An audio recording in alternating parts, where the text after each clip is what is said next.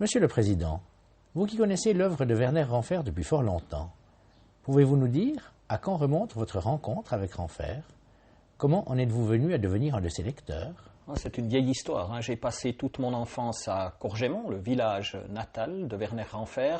Et par la force des choses, tout gamin, j'ai entendu parler l'une ou l'autre fois, plutôt de manière allusive, du poète Ranfer. Mais je dois dire, et ça c'est un regret, qu'à l'école, on ne nous en a pas parlé, on n'a pas lu ces textes. Et c'est peut-être vers l'âge de 10, 12 ans, je ne sais plus exactement, une après-midi pluvieuse, j'étais au grenier et puis j'ai fouillé dans les bouquins, j'ai cherché dans les vieilles affaires et puis je suis tombé sur Anne Bard. Et ça a été le premier contact avec l'œuvre de Ranfer. Un contact très, très agréable, impressionnant même, je dirais. Et puis, par la suite, j'ai eu l'occasion de découvrir l'une ou l'autre chronique de Ranfer. Mais le vrai contact, il est venu bien plus tard, notamment à travers les pôles. Et je dois dire que je me réjouis personnellement beaucoup de découvrir le travail qui est fait actuellement par Patrick Amstutz et son équipe. Monsieur Grossenbacher, comment comprenez-vous l'attachement réel, profond de Ranfer à son pays jurassien?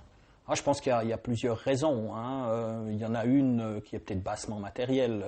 Ranfer a quitté la région, il a vécu à Zurich, il a vécu à Paris, mais ça n'a pas forcément été des expériences extraordinaires, des expériences plutôt solitaires. Il était un solitaire.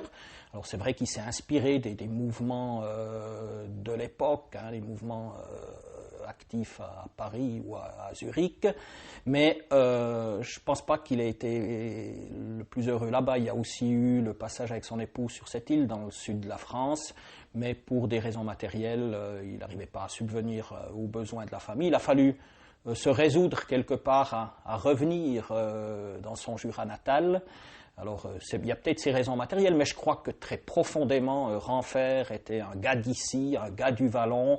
Il avait ses racines ici et il était très, très, très attaché à ce pays, comme nous tous, sans doute.